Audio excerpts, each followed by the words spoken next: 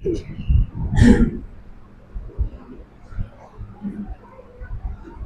الله الرحمن الرحيم.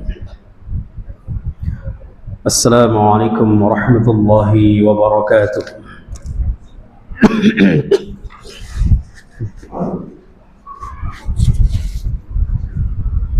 إن الحمد لله نحمده ونستعينه ونستغفره ونعوذ بالله من شرور أنفسنا وسيئات أعمالنا. من يهده الله فلا مضل له ومن يضلله فلا هادي له. أشهد أن لا إله إلا الله وحده لا شريك له، وأشهد أن محمدا عبده ورسوله وحبيبه وخليله، ولا نبي ولا رسول بعده. يا أيها الذين آمنوا اتقوا الله حق تقاته ولا تموتن إلا وأنتم مسلمون. أما بعد، فإن أصدق الحديث كتاب الله، وخير الهدي هدي محمد صلى الله عليه وسلم، وشر الأمور محدثاتها، وكل محدثة بدعة، وكل بدعة ضلالة، وكل ضلالة في النار.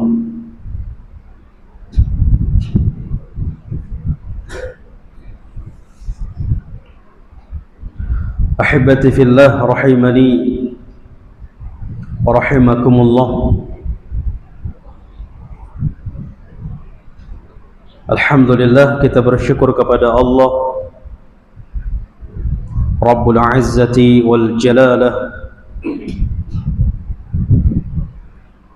yang telah Allah mudahkan kita kembali duduk di majlis ilmu yang merupakan sebuah kemuliaan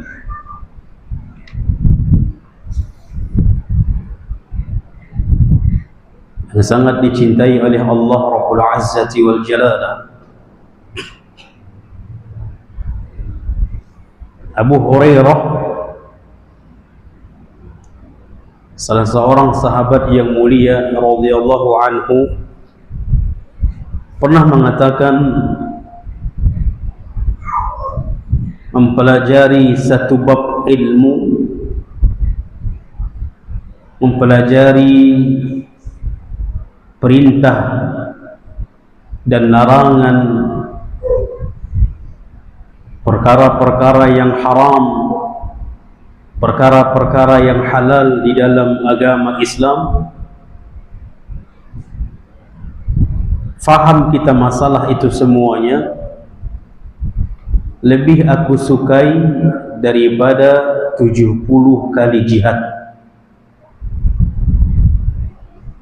Lebih Abu Hurairah sukai belajar ilmu yang dia pelajari perkara-perkara yang halal dan haram, yang dia pelajari perintah, perkara-perkara perintah dan larangan. Dia fahami itu semuanya, lebih aku sukai daripada jihad 70 kali. Mana lebih berat, Pak? Jihad atau belajar?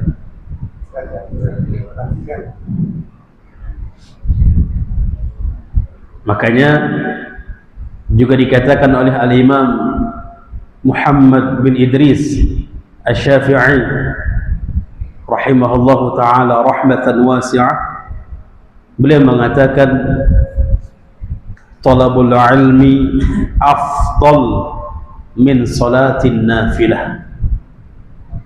Menuntut ilmu itu lebih mulia, lebih afdal daripada salat sunnah. Dan banyak lagi perkataan-perkataan para ulama tentang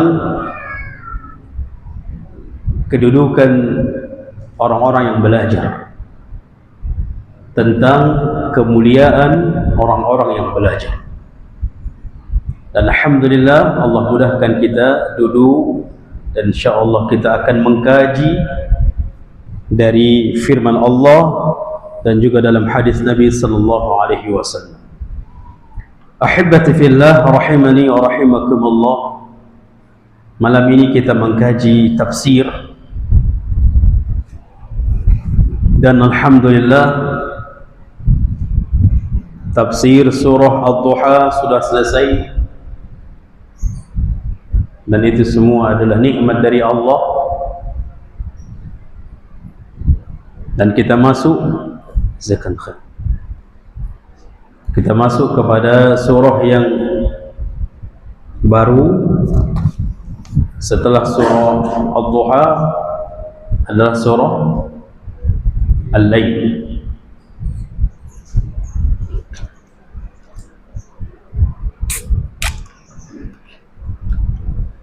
Bismillah.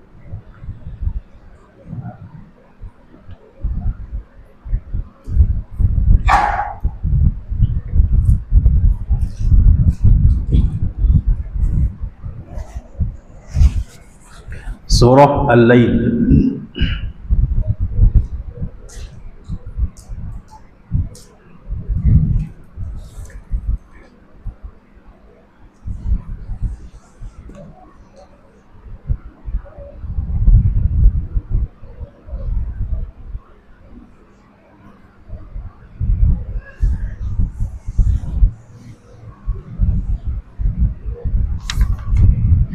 Ahibati fillah rahimani wa rahimakumullah. Surah Al-Lail adalah surah yang ke-92 dari 114 surah.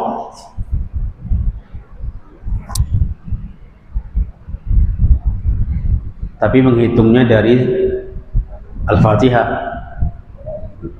Jangan Bapak hitung dari An-Nas. Kita mempelajarinya dari surah An-Nas. Tapi kalau untuk menghitungnya, hitung dari surah Al-Fatihah.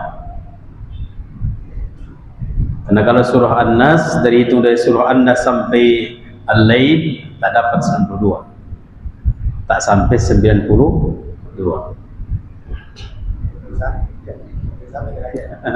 Iya. Surah Al-Lail ini berapa ayat, Pak? Ada di apa ya? Berapa ayat?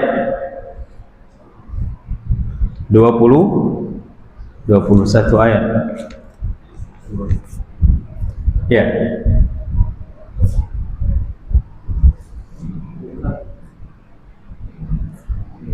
Wahia 21 ayat. Dijelaskan bahwa surah ini terdiri dari 21 ayat.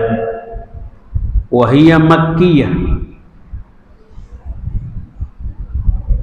dan dia termasuk surah Makkiyah.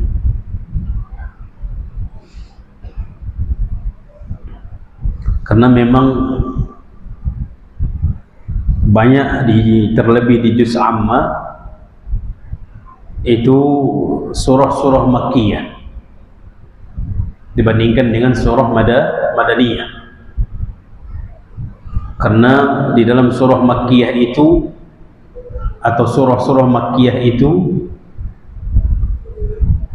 mengajak untuk beriman kepada hari akhirat dan mengajak untuk mengikuti Rasulullah.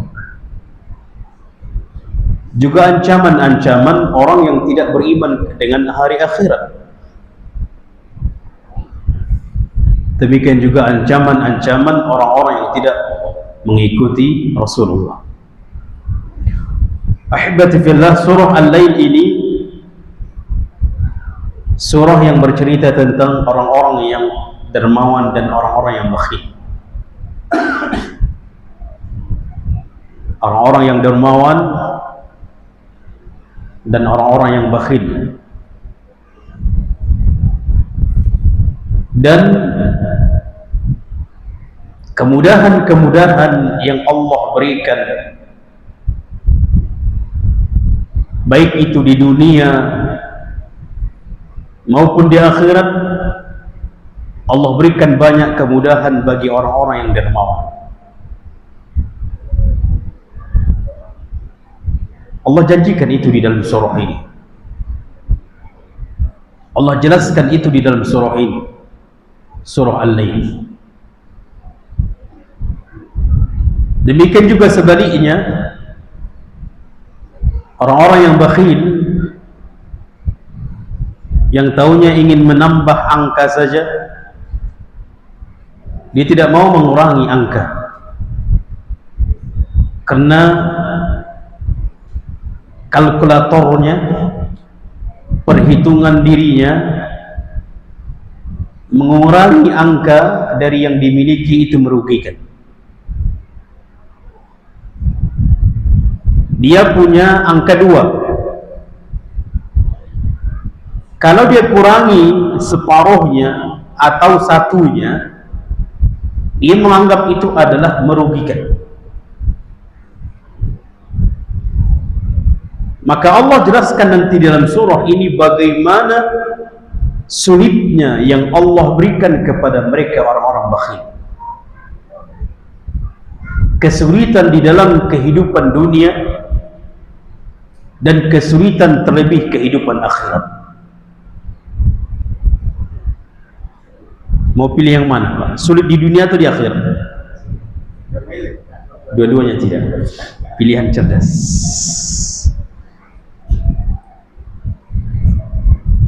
Agar supaya tidak hidup sulit, solusi sudah Allah turunkan. Solusinya sudah Allah jelaskan. Itulah gunanya Al-Quran diturunkan, supaya kalau ada perkara ini merupakan ancaman, merupakan keburukan, maka kita hindari, jauhi asbab-asbab itu. Dan ada perkara yang kemuliaan, kemudahan, kedudukan tinggi di akhirat, Allah sudah jelaskan asbabnya. Maka ambil asbab itu. Kalau kita mengambil asbab sesuai dengan dijelaskan di dalam Al-Quran, insya Allah pasti Allah berikan sesuai dengan janji. Pasti Allah berikan sesuai dengan janjinya. Namun kalau seandainya keinginan tidak sesuai dengan mengambil asbab, maka tidak akan dapatkan. Maka hibati fillah, ini sebuah surah renungan bagi kita di dalam kehidupan kita ini di permukaan bumi. Bahkan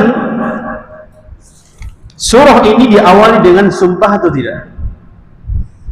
Wal-laili idza yaghsha.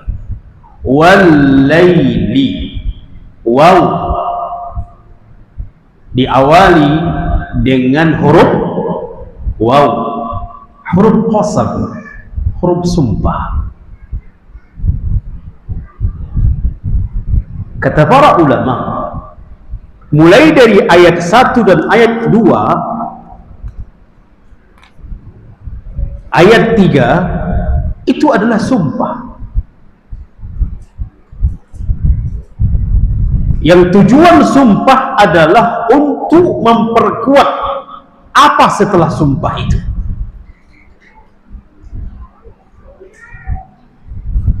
Ya Pak, Sumpah itu untuk supaya meyakinkan. Kalau ada seorang istri bersumpah, yakinlah kita. Kalau ada seorang suami bersumpah mengingkari dari pernyataan istri, yakinlah itu. Terlebih kalau dia bersumpah atas nama siapa? Atas nama Allah, yakin.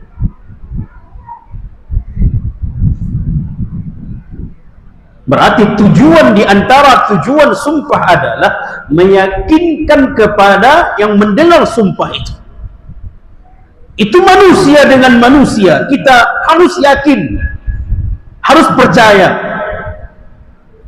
Kenapa kita harus percaya dengan sumpah dia?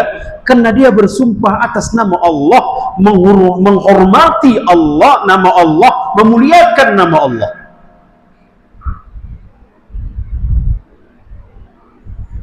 Bahkan kalau kita tahu dia pendusta, tapi kalau dia bersumpah, sudah tahu kita dia pendusta.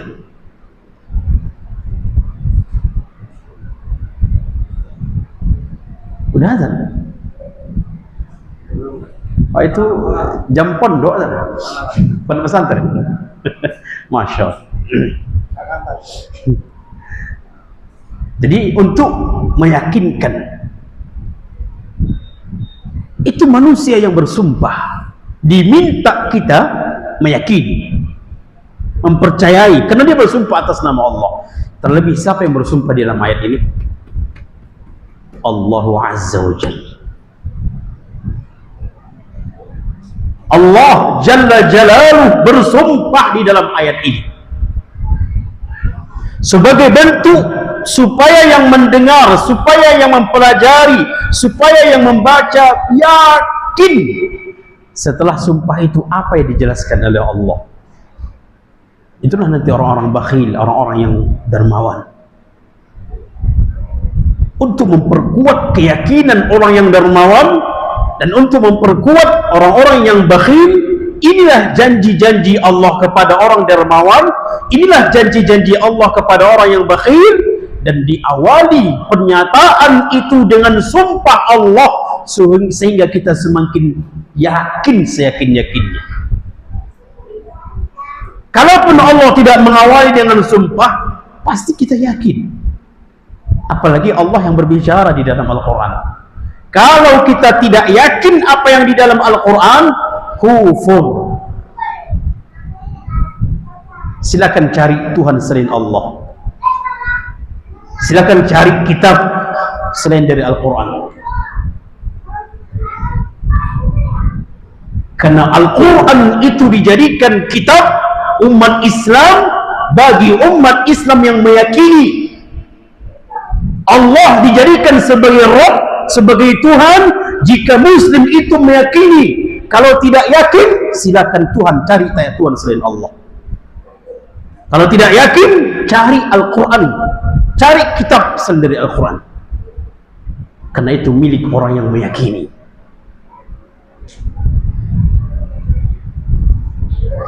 Kufur besar orang yang tidak yakin dengan Al-Quran. Dan di zaman kita ini banyak orang yang tidak yakin dengan Al-Quran.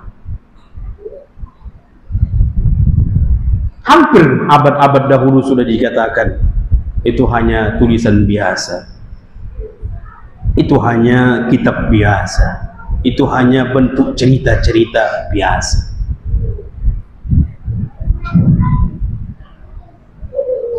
Sampai lebih parahnya, Al-Quran meyakinkan kepada kita wajibnya zakat. Malah ada orang mengatakan membuat melarat negara dengan zakat. Ada tidak? Gak ada majunya negara dengan zakat. Ini subhanallah. Ini karena ketidakyakinan terhadap Al-Quran. Silakan cari bacaan selain dari Al-Quran. Silakan cari kitab selain Al-Quran kalau tidak yakin.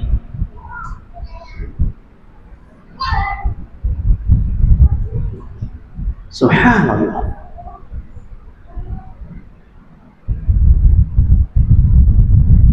Orang yang tidak sekolah sekalipun, yang tidak tahu baca tulis sekalipun, yang tinggal di negeri, di kota, atau di tempat pelosok sekalipun, dia meyakini zakat itu wajib, lebih mulia dari itu.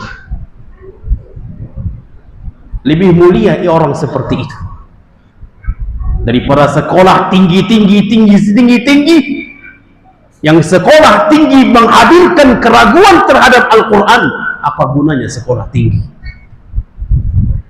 Kalau sudah Al-Quran ragu, wallahi akan datang keraguan terhadap Rabb. Karena antara Rabb Allah Jalla Jalaluh dengan Al-Quran tidak bisa dipisah. Kapan datang keraguan terhadap Al-Quran, wallahi akan datang ragu terhadap Allah. Ini bahaya sekali. Dan itu muncul bukan di zaman-zaman kita saja. Zaman sebelum abad sebelum kita pun sudah ada muncul manusia yang seperti itu. Dan tidak akan heran akan ada muncul lagi zaman akan datang lebih parah pernyataan seperti selain dari itu. Akan muncul itu. Makanya ahibati billah, kalau diri kita, keluarga kita, anak kita, keturunan kita, kalau tidak dibentengi dengan ilmu agama, terlebih di zaman kita ini, wallahi akan teringkut dengan arus zaman, akan terikuti. Mereka akan ikut karena tidak memiliki pegangan.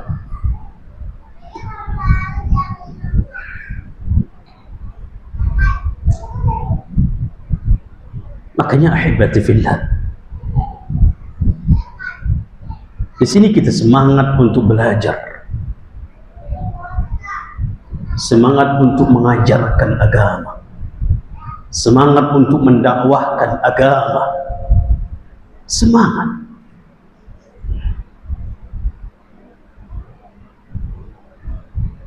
Anda kenal seorang ustaz, dia awalnya sakit. Ustaz, kajian di sini gitu. Kalau anak kajian sembuh insyaallah.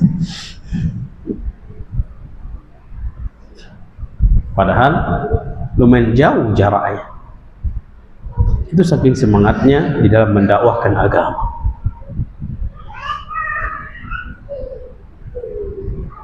Allah jemaah, wallahi terkadang kita berfikir umat manusia di zaman kita ini, subhanallah. Dan di zaman-zaman kita dulu kecil, nggak pernah kita mendengar pernyataan itu, nggak pernah. Ya Pak, baru zaman kita ini kita dengar. Zaman kita dahulu waktu kecil,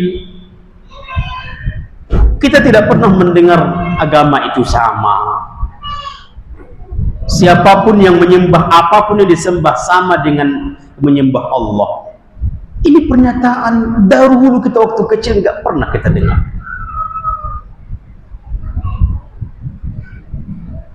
Kenapa kita segede ini mendengar itu?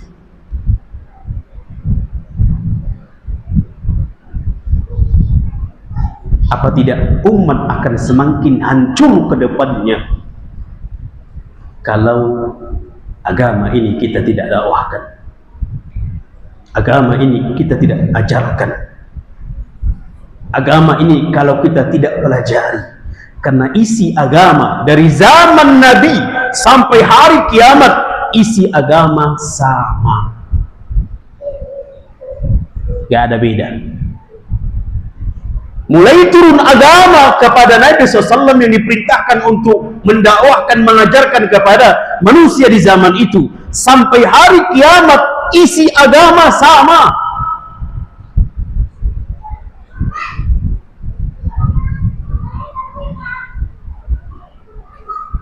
La haula wa la quwwata illa billah. Maka hibati fillah, ini beranjak dari huruf qasam, huruf sumpah. yang Allah mengatakan wal-laili idza yaghsha wan nahari idza tajalla wa ma khalaqal zakara wal unsa. Itu sumpah. Allah berjanji, Allah bersumpah.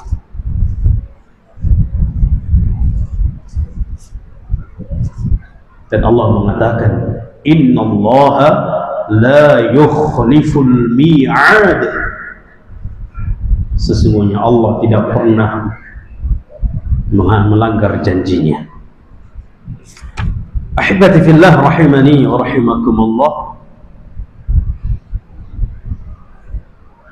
Wal laili, demi malam, idza yaghsha, idza apabila, idza apabila, makanya idza jaa nasrullahi wal fath, apabila datang, wa idza qila lahum, dan apabila dikatakan kepada mereka. Idza apabila, yaghsha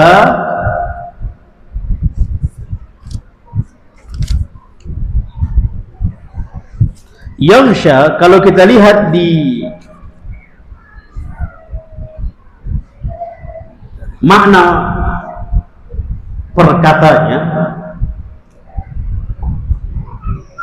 As-Siraj fi bayani gharib Al-Quran, penjelasan tentang perkata di dalam Al-Quran, makna-makna perkata. Bahkan ada juga i'rabnya di dalam Al-Quran. Ada kitab i'rab Al-Quran. Di i'rab, di dalam kitab itu dijelaskan i'rabnya, perkata di dalam Al-Quran. Ini luar biasa, agama ini luar biasa, sangat luas, sangat dalam detail,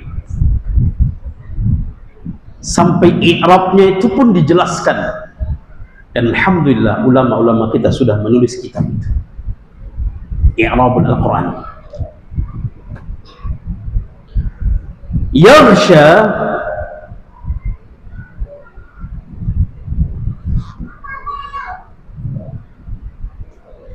artinya yughti bizulamihi al-ard, menutup dengan gelapnya bumi. Itu gelap dikarenakan kena tertutupnya siang dengan malam.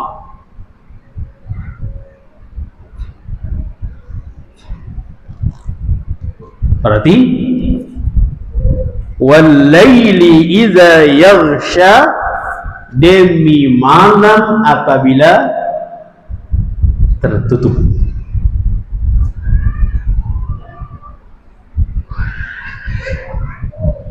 Demi malam apabila tertutup.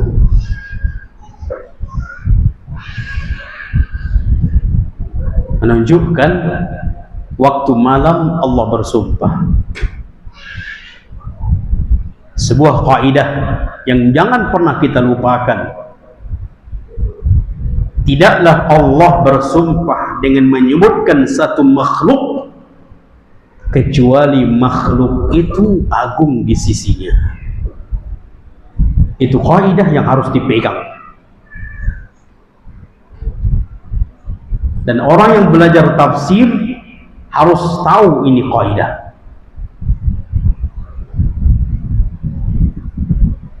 Ketika mendapati huruf-huruf sumpah, ayat-ayat yang berisi sumpah, akan muncul kaidah itu.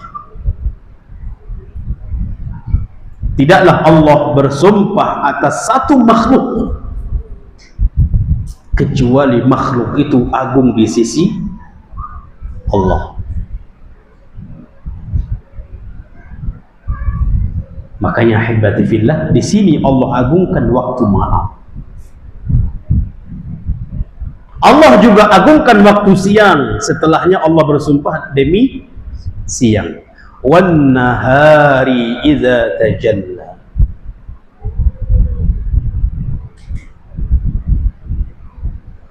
Namun dibahas oleh para ulama, keagungan antara malam dengan siang, mana lebih agung?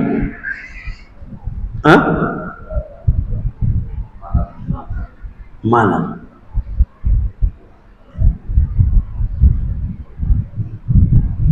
Maka dari itu ulama-ulama kita dahulu mereka merasakan nikmat istimewa malam itu ketika mereka beribadah dengan Allah, beribadah kepada Allah di waktu malam. Ketika mereka membaca Al-Quran di waktu malam, lebih banyak mereka menangis. Ketika mereka salat di malam hari, lebih banyak mereka menangis. Dan mereka sangat istimewa malam itu. Sampai muncullah di antara mereka menyatakan, muncul sebuah pernyataan di antara ulama-ulama dahulu mengatakan, kalau tidak ada malam di dunia ini, saya tidak akan mau tinggal di dunia ini. Kalau tidak ada malamnya dunia ini, saya enggan tinggal di dunia ini. Karena mereka sudah merasakan nikmat di malam hari. Ana bacakan ada beberapa tokoh bagaimana mereka di malam hari.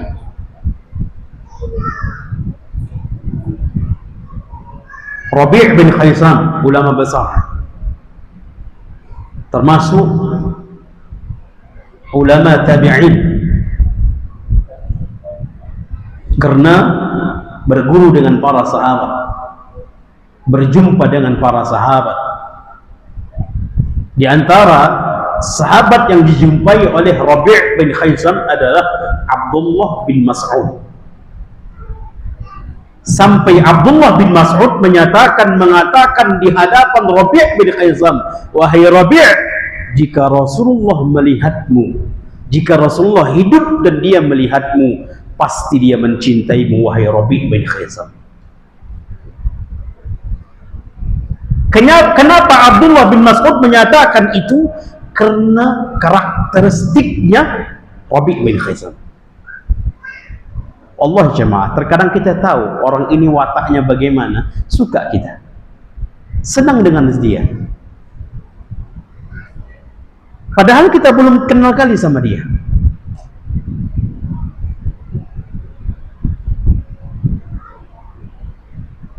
Belum kenal kali.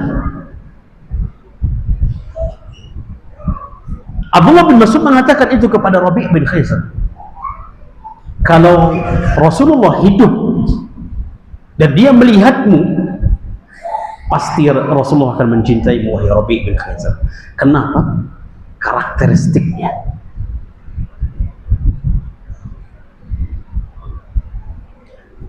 Di antara karakter atau di antara keistimewaan Rabi' bin Khaisam disebutkan,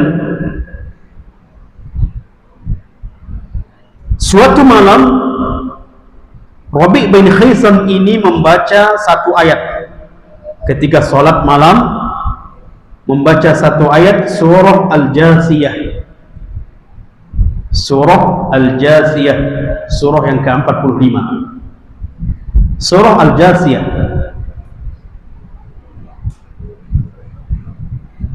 Allah mengatakan, dan ini dia baca di sholat malam. Rabi' bin Khaisam membaca ayat ini, satu ayat ini di sholat malam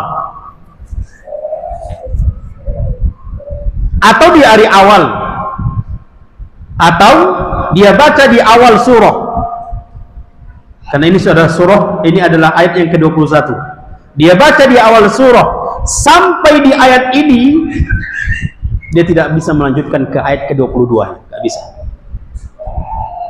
Sampai mendekati subuh, tidak bisa melanjutkan ayat ke-22-nya. Karena merenungi ayat ini. Dia ingin coba lagi melanjutkan ke ayat, dia ulang lagi ayat ini sampai tidak habis satu ayat itu, satu ini, ayat yang ke-21-nya tidak habis. Tidak sanggup dia melanjutkan ayat yang ke-22-nya.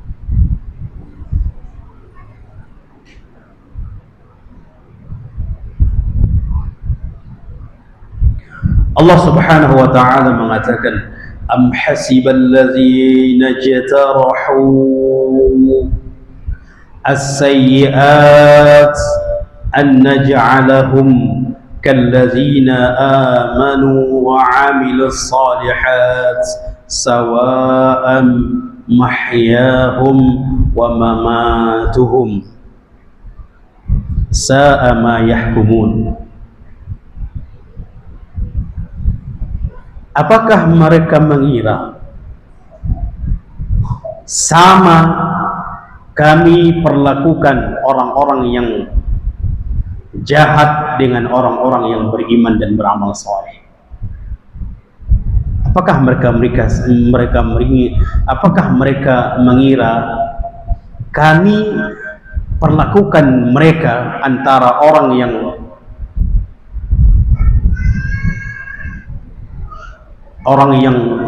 saleh dengan orang yang saleh, dengan orang yang tidak peduli terhadap agama dengan orang yang peduli, dengan orang yang beriman beramal saleh dengan orang yang tidak beriman dan tidak beramal saleh? Apakah mereka mengira nanti kami perlakukan sama di akhirat? Jawabannya sama atau tidak? Tidak. Makanya Allah akhiri, sa'a ma yahkumun. Begitu buruknya anggapan mereka, begitu buruknya keputusan mereka. Kalau seandainya kami samakan, begitu buruknya persangka mereka.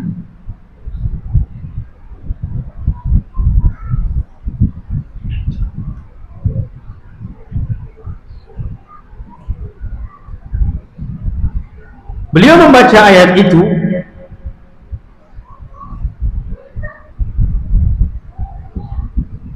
sampai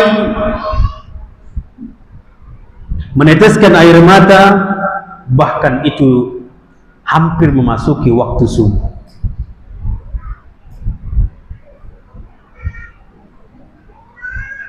Tatkala ibundanya Rabi' bin Khaisam melihat anaknya seperti itu menangis, terisak-isak, bahkan sampai mendekati waktu subuh, sehingga ibundanya terbangun dan melihat anaknya seperti itu. Ibundanya tahu di dalam keadaan sholat, tahu.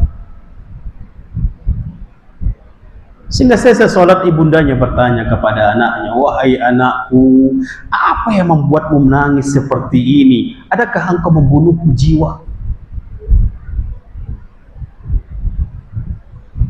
Kata Rabi' bin Khaisam, ada wahai ibunda. Jiwa siapa yang kau bunuh wahai anakku? Biar ibu akan datang kepada keluarganya minta maaf, dan demi Allah, keluarganya kalau dia melihatmu kondisi seperti ini pasti akan memaafkanmu. Jawaban Rabi' bin Khaisam mengatakan, jiwa diriku wahai ibunda, saya membunuh diri saya dengan dosa dan maksiat.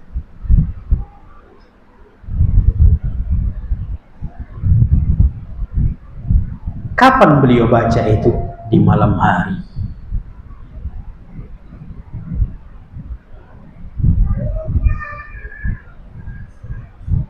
Dia kembalikan kepada dirinya terhadap pernyataan Al-Quran, apakah kalian menganggap sama kami perlakukan nanti di akhirat orang yang zalim dengan orang yang adil, ahli ibadah, ahli ilmu dengan ahli maksiat, peduli dengan agama, tidak peduli dengan agama, apakah sama kami anggap mereka, kami perlakukan nanti di hari kiamat? Apakah sama?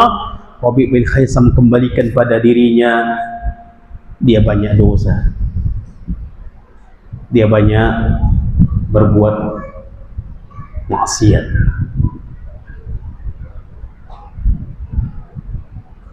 Sampai mendekati subuh tangisan itu, ikhwan.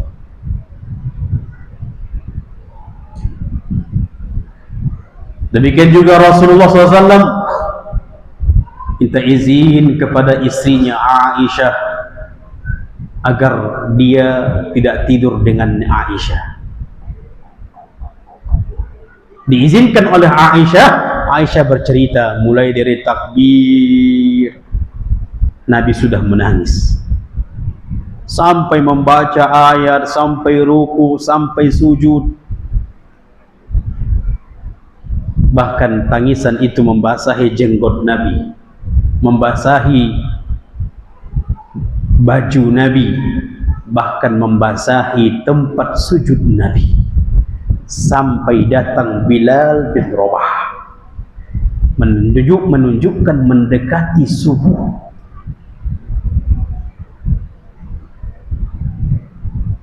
Umar bin Abdul Aziz, seorang ulama dan seorang umara, seorang khalifah dan seorang ulama, juga sama. Beliau di malam hari menangis. Bahkan tangisan itu pernah dilihat oleh istrinya ketika suaminya Umar bin Abdul Aziz membaca ayat yang sudah kita bahas. Yauma yakunun nasu kal farashil mabsus wa takunul jibalu kal 'ahnil manfush. Itu ayat sudah kita bahas belum? Sudah? Sudah.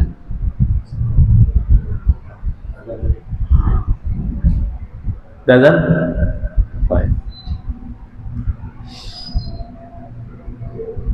Baik, nanti kita lanjutkan setelah Isya insyaallah. Wassallallahu ala nabiyyina Muhammadin wa ala alihi wa ashabihi ajma'in. Assalamualaikum warahmatullahi wabarakatuh. Bismillahirrahmanirrahim. Assalamualaikum warahmatullahi wabarakatuh.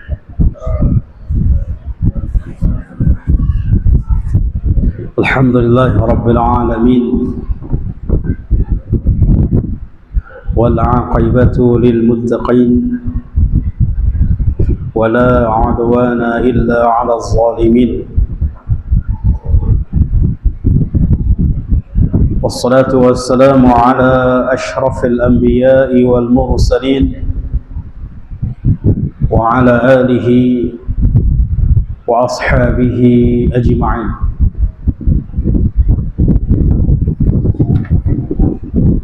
Ahibati fillah rahimani wa rahimakumullah.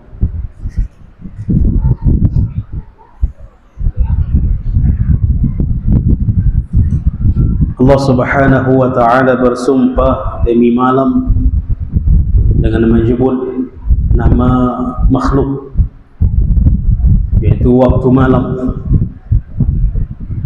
yang para ulama telah merasakan waktu malam itu, merasakan keindahan di waktu malam ketika mereka berkhulwat dengan Allah, ketika mereka berduaan, bermunajat, sujud dan rukuk, membaca Al-Quran di hadapan Allah Rabbul Izzati wal Jalal. sebuah kenikmatan, sebuah karunia yang besar yang mereka para ulama telah merasakan itu.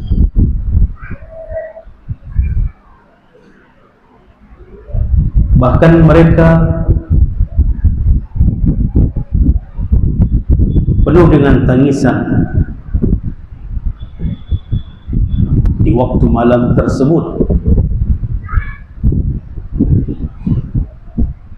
Ibnu Sirin, seorang ulama,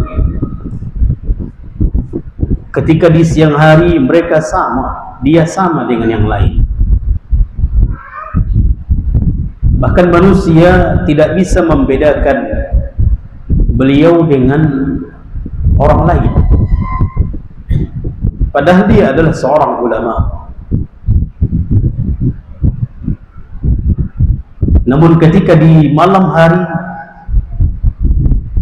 disebutkan oleh para ulama, ketika di siang hari beliau seperti seperti anak bayi yang menangis, yang membutuhkan seorang ibu.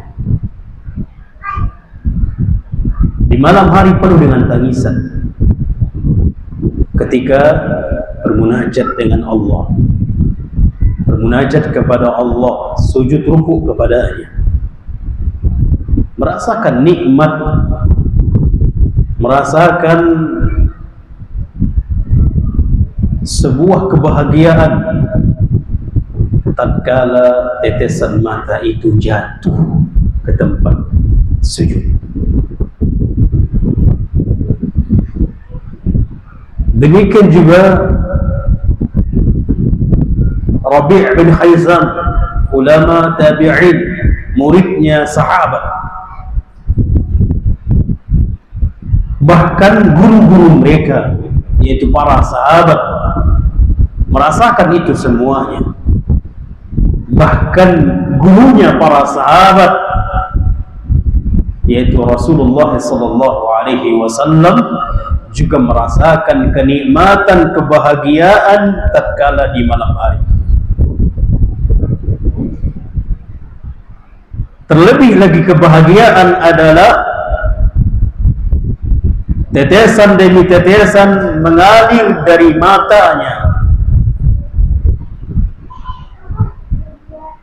penuh dengan pengakuan,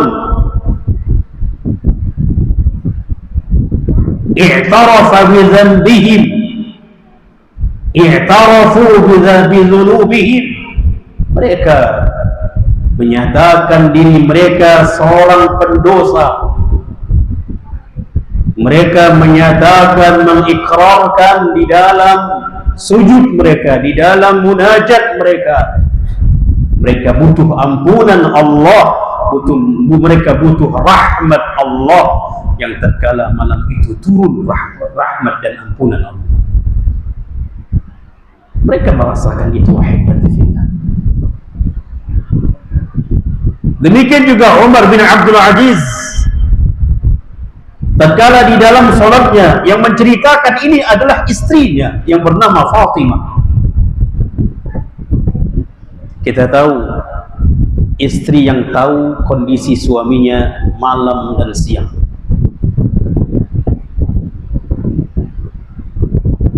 Dan istrinya Umar bin Abdul Aziz menceritakan bagaimana suaminya di malam hari. Padahal suaminya seorang apa? Khalifah, seorang pemimpin. Apakah dia menikmati kepemimpinannya, kekhalifahannya? Apakah menganggap dia sebagai khalifah penuh dengan kemewahan? Bahkan Umar bin Abdul Aziz mengatakan, siapa yang siap sejalan denganku di dalam mengurus rakyat, jangan bedakan pakaian kita dengan mereka.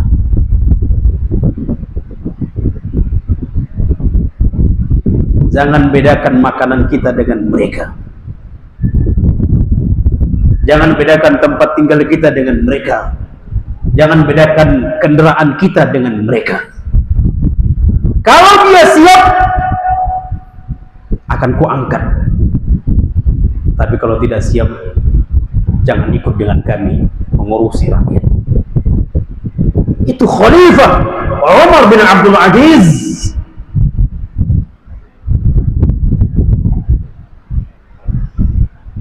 Istrinya bercerita, tatkala suaminya di dalam salatnya membaca surah Al-Qari'ah, pada waktu ayat yauma yakunun nasu kal farashil mabsus wa takunul jibalu kal 'ahnil manfush. Begitu dahsyatnya nanti di hari kiamat, sedahsyat-dahsyatnya goncangan. Manusia bagaikan laron yang berterbangan, tidak ada arah, tanpa tahu mana tujuan.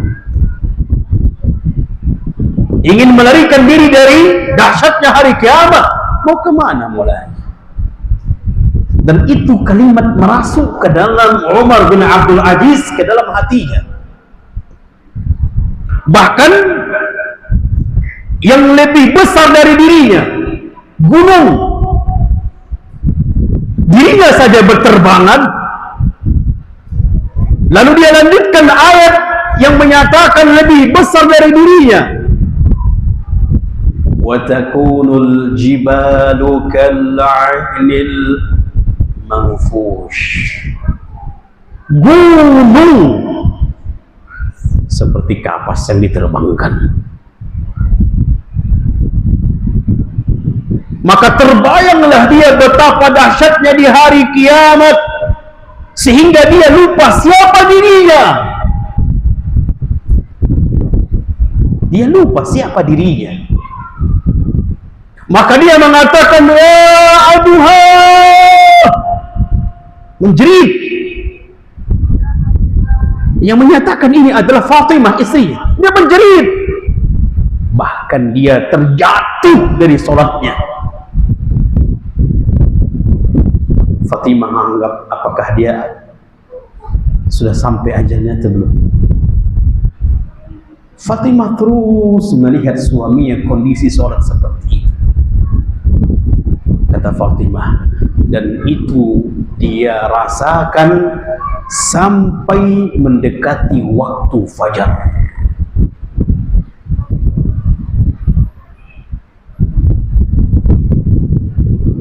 Setiap istrinya Fatimah mengingat kejadian suaminya, dia juga menjerit, juga dia menangis, sampai saudara-saudara istrinya datang.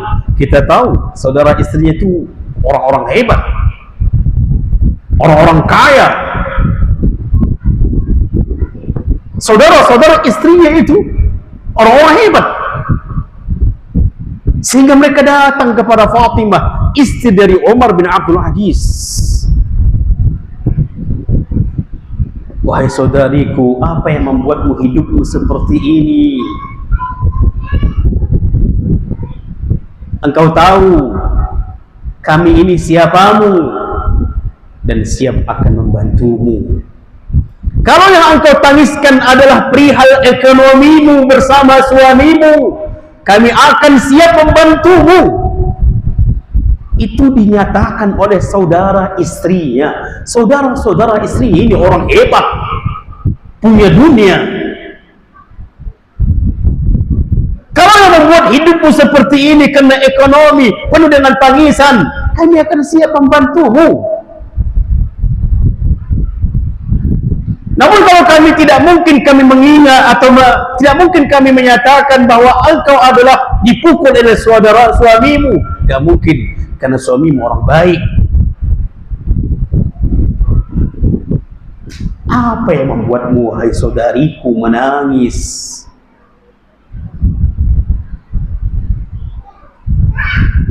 Apa jawaban dari istri seorang khalifah yang memiliki keturunan nasab yang agung, saudara-saudara yang kaya raya. Apa jawabannya? Demi Allah, wahai saudaraku, kesedihanku bukan karena dunia, kesedihanku bukan karena suamiku yang tidak seperti itu ekonominya, kesedihanku karena nanti bagaimana kondisiku di akhirat tatkala aku melihat suamiku solat dengan membaca yauma yakunun nasu kal farashil mabthus wa takunul jibalu kal ahnil manfush. Terbayanglah jiwaku ini, suamiku saja seperti itu, yang tidak satu pun di manusia mengetahuinya kecuali manusia itu tahu kesolehannya. Itu suamiku kondisi seperti itu, bagaimana dengan aku?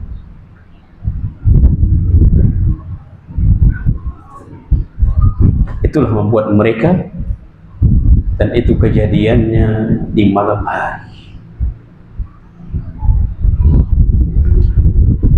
Ahibati fillah, banyak sekali kisah-kisah para ulama bagaimana mereka, kondisi mereka di malam hari. Maka wajar Allah bersumpah atas nama malam. Wajar Allah bersumpah atas nama malam. Dan terkadang kita belum merasakan sumpah Allah itu atas nama malam.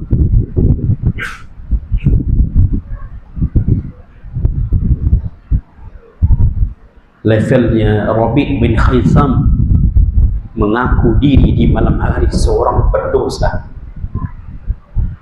Rabi' bin Khaisam mengaku dirinya di malam hari seorang pendosa. Bagaimana dengan kita?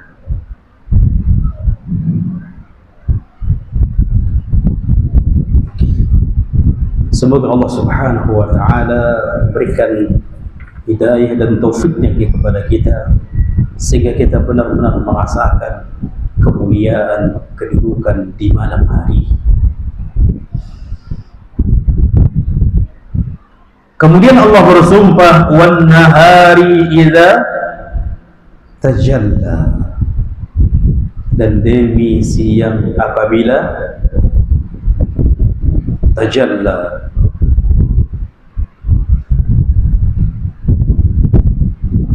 Tajalla inkashafa bidiyaihi,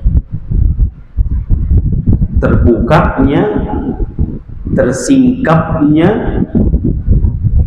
terang benderangnya.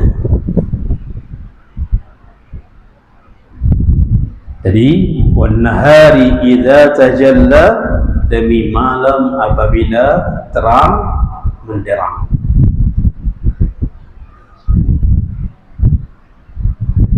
Ini juga bersumpah Allah atas nama makhluk siang hari.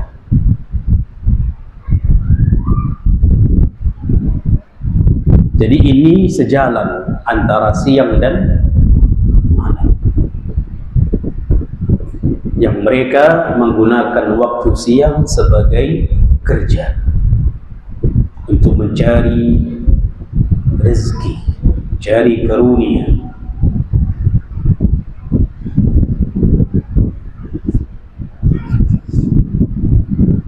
Makanya Allah Subhanahu wa Ta'ala mengatakan, apabila kalian setelah selesai dari kewajiban kalian, fantashiru fil ardh, maka tersebarlah kalian, bersebarlah kalian di permukaan bumi mencari rezeki Allah.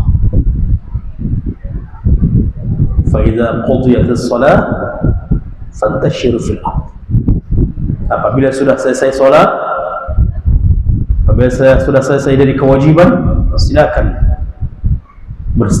tersebar mencari rezeki, mencari karunia Allah Azza wa Jalla.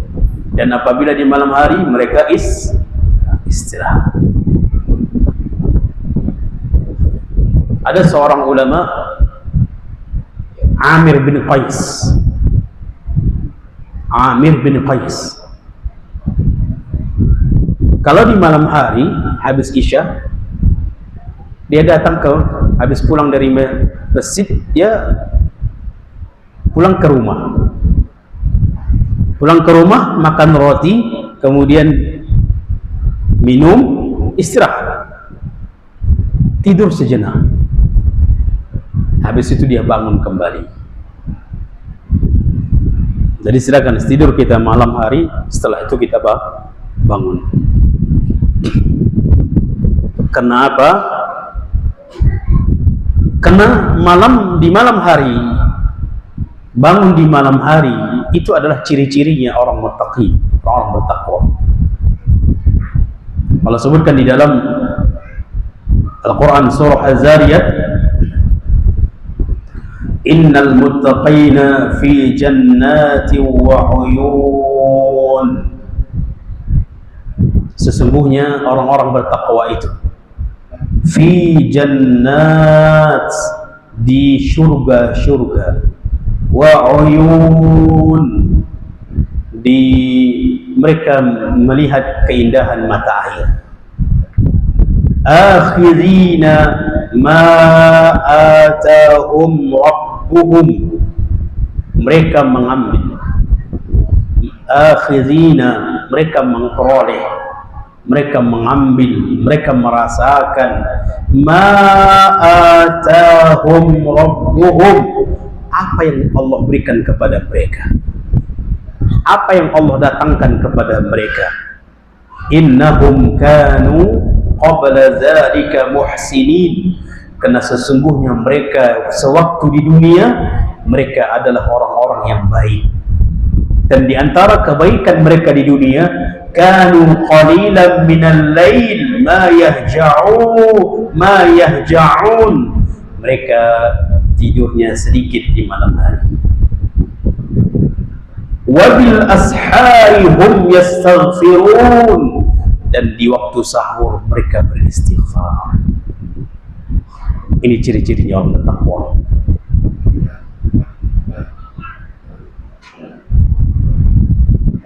Sedikit tidur di malam hari, di waktu sahur mereka istighfar. Waktu sahur itu jam berapa ikhwan? Nah, 4:30 mereka istighfar. Jam 4 mereka istighfar. Setelah mereka sholat malam. Kenapa? Hah? Ada kos tetap.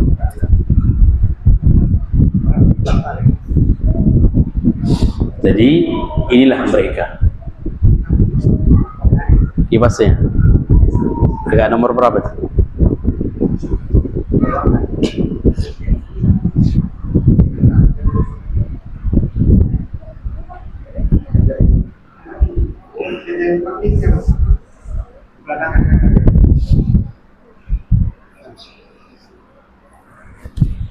Baik. Dan dijadikan, Allah juga mengatakan wa ja'alna al-laila libasa, dan kami jadikan malam itu adalah sebagai pakaian istirahat. Wa ja'alna an-nahara ma'asha, dan kami jadikan siang itu tujuannya apa? Untuk mencari ma'asha, mencari kehidupan. Di antara tujuan Allah jadikan siang untuk mencari rezeki, mencari ma'isha. Dan di antara tujuan Allah jadikan malam untuk istirahat, untuk sujud rukuk, sehingga kita benar-benar seorang hamba. Namun tatkala dibalik, ini terkadang yang membuat kita sudah lari dari hukum yang Allah tuliskan. Baik. Kemudian yang ketiga, yang terakhir, wa ma khalaqaz zakara wal unsa. dan demi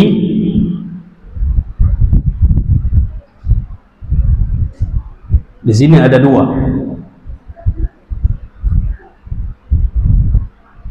Dalam ayat ketiga ini ada dua penjelasan. Yang pertama artinya wa ma khalaqaz zakara wal unsa, dan demi yang telah menciptakan laki-laki dan perempuan.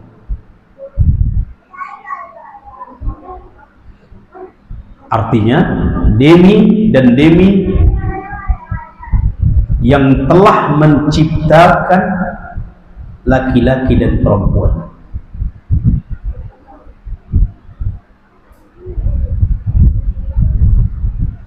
Yang kedua, model kalimat artinya juga model kalimatnya lain.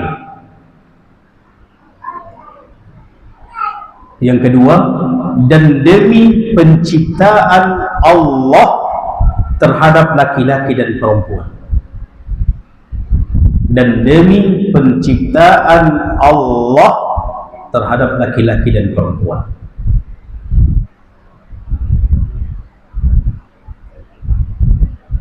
Jadi yang cuma dua yang diciptakan, laki-laki atau perempuan. Menunjukkan kalau ada setengah laki-laki setengah perempuan, nggak ada.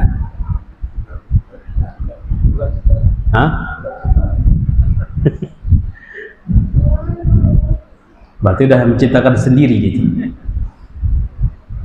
Ciptaan Allah itu laki-laki dan perempuan. Kalau ada laki-laki menjadi perempuan, perempuan menjadi laki-laki, berarti dia sendiri yang menciptakan itu. Menciptakan diri sendiri.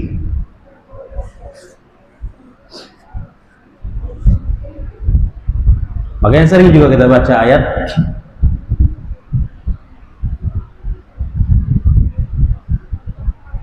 Ya ayyuhan nasu taqu rabbakumul ladzi khalaqakum min nafsin wahidah. Wahai manusia, bertakwalah kalian kepada Allah. Siapa itu Allah? Yang menciptakan kalian dari jiwa satu. Jiwa siapa yang satu itu? Adam. Min nafsin wahidah, dari jiwa satu, itulah Nabi Adam.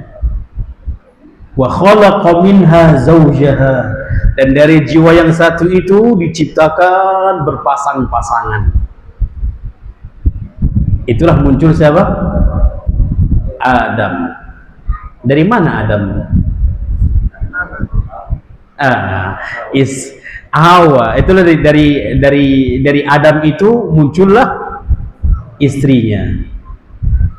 Dari mana istrinya? Dari tulang rusuk Adam. Berarti dari jiwa Adam. Wa khalaqa minha zawjaha, dari jiwa yang satu itu Adam diciptakan berpasang-pasangan. Wa khalaqa minha zawjaha wa bassa minhuma rijalan katsiran wa nisaa. Dari dua ini muncullah laki-laki dan perempuan. Dari dua ini bermunculan, bertimbulanlah, lahirlah laki-laki dan perempuan. Berapa jumlah seluruh manusia? Itu semua bersumber dari Adam. Luar biasa keagungan Allah Azza wa Jalla. Jadi yang dianggap penciptaan laki-laki dan perempuan, selain dari itu nggak dianggap. Selain dari itu tidak dianggap. Baik, ini saja. Mudah-mudahan bermanfaat. InsyaAllah di ayat yang keempat nanti pertemuan akan datang Inilah isi dari setelah sumpah. Berarti yang tadi belum isi itu. Inilah akan datang keempat seterusnya, ayat keempat dan seterusnya. Inilah isi dari sumpah. Baik. Sebelum kita tutup, kira-kira ada pertanyaan? Tidak.